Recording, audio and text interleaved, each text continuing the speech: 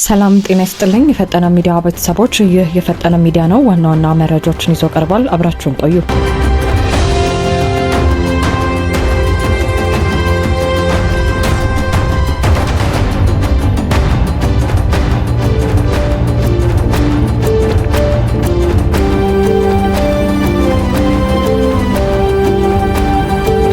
ምንጮችና የተለያዩ የፖለቲካ ተንታኞች እንደሚያመላክቱት ጠቅላይ ሚኒስትር ዶክተር አብይ አህመድ በቅርቡ በሀገራዊ ምክክር ማስጀመሪያ መርህ ግብር ላይ የተናገሩት ንግግር የብዙዎችን ቀልብ ስቧል። ጠቅላዩ ያልተመረጠ መንግስት ነው ከቀይ ባህር ያባረረን ሲሉ ጣታቸውን በቀጥታ ወደ አስመራዊ ኢሳያስ አፈወርቂ አገዛዝ ቀስረዋል። አክለውም ማንም ፈለገም አልፈለገም ኢትዮጵያ ተዘግቶባት አትኖርም፣ አጥሩን ሰባብረን እንወጣለን በማለት ከበድ ያለ ማስጠንቀቂያ አስተላልፈዋል። ኢትዮጵያ ለሺህ ዓመታት ያስተዳደረችውንና የጂኦግራፊ እስረኛ ያደረጋትን የቀይ ባህር በር የማስከፈት ፍላጎት እንዳላት አዲስ ነገር አይደለም። እንደተለያዩ ድንበር ተሻጋሪ መረጃ ምንጮች ገለጻ በአሁኑ ወቅት በአስመራ በህወሓት አባላትና በሱዳን ጀነራል አልቡርሃን ጦር መካከል አዲስ ስልታዊ ጥምረት እየተፈጠረ እንደሆነ ይነገራል። በተለይም በምጽዋና በአሰብ ወደቦች በኩል እጅግ ብዛት ያለው የጦር መሳሪያና የውጊያ ሎጂስቲክስ ወደ ምስራቃዊ ሱዳንና ደቡባዊ ኤርትራ የድንበር አካባቢዎች እየተጓጓዘ መሆኑ ተዘግቧል። ይህም በኢትዮጵያ ላይ በሶስት ግንባር የተቀናጀ ወታደራዊ እርምጃ ለመክፈት የተደረገ ዝግጅት ነው የሚሉ መረጃዎች እየወጡ ነው። የትላንት ጠላቶች የዛሬ ወዳጅ ሲሆኑ፣ የትላንት ወዳጆች ደግሞ የዛሬ ተፎካካሪ ይሆናሉ። ህወሓትና የኤርትራ አገዛዝ በትግራይ ጦርነት ወቅት ምን ያህል እንደተፋጠጡ የሚታወስ ነው። ዛሬ ደግሞ የፖለቲካ ጥቅማቸው ሲገናኝ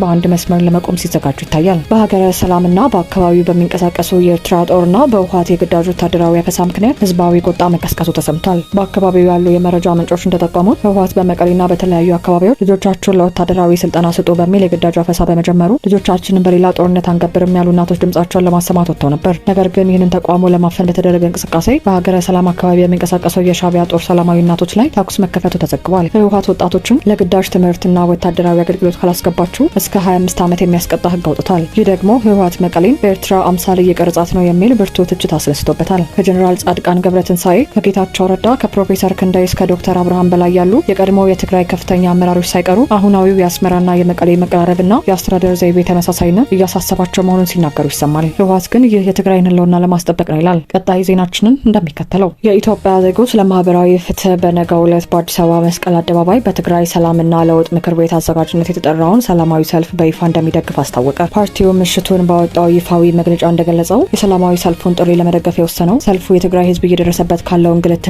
አፈና እንዲገላገል ለማስቻል እንዲሁም ተጨማሪ ጦርነቶችን ለማስቀረት ያለመ መሆኑን በመረዳቱ ነው። እንደ ኢዜማ ይፋዊ መግለጫ መረጃ በትግራይ ክልል ውስጥ ባለው ወቅታዊ ሁኔታ የህዝቡ ሰላምና ደህንነት አሁንም በስጋት ውስጥ ይገኛል። ፓርቲው ባወጣው መግለጫ የትግራይ ህዝብ በህወሓት በኩል የደረሰበት ነው ባለው አፈና፣ ስቃይና እንግልት ምክንያት ለከፍተኛ እንግልት መዳረጉን ጠቅሶ ይህ ሁኔታ በአስቸኳይ እንዲቆምና ክልሉ ወደ አዲስ የጦርነት አዙሪት እንዳይገባ ጫና ማድረግ እንደሚያስፈልግ ገልጿል። በመሆኑም በትግራይ ሰላምና ለውጥ ምክር ቤት አዘጋጅነት ነገ በመስቀል አደባባይ የሚካሄደው ሰላማዊ ሰልፍ የህዝቡን ድምጽ ለማሰማት የታለመ በመሆኑ ፓርቲው ሙሉ ድጋፉን እንደሚሰጥ አስታውቋል። ኢዜማ አክሎም የትግራይን ህዝብ ከዳግም ጦርነት፣ ስቃይና ሰብአዊ መከራ ለማዳን የሚደረጉ ማንኛቸውንም ሰላማዊ እንቅስቃሴዎች እንደሚያግዝ ገልጾ የፓርቲው አባላትና ደጋፊዎች በነገው ዕለት በመስቀል አደባባይ በሚደረገው ሰላማዊ ሰልፍ ላይ በአካል ተገኝተው ድጋፋቸውን እንዲያሳዩ ጥሪ አቅርቧል። ከዚሁ ጋር ተያይዞ በክልሉ ዘላቂ ሰላምና አዎንታዊ ለውጥ እንዲመጣ የሚሹ ሁሉም ኢትዮጵያውያን የትግራይ ህዝብ የሚያሰማውን የሰላም ጥሪ በመደገፍ ከጎኑ እንዲቆሙና ለሰልፉ አስፈላጊውን ድጋፍ እንዲያደርጉ ኢዜማ በመግለጫው ላይ ጥሪ አስተላልፏል። የነገው ሰላማዊ ሰልፍ በአዲስ አበባ መስቀል አደባባይ የሚካሄድ ሲሆን የተለያዩ ማህበረሰብ ክፍሎችና የፖለቲካ አካላትም ድጋፋቸውን በማንጸባረቅ ላይ ይገኛሉ። ለዛሬ ያዘጋጀንላችሁ መረጃ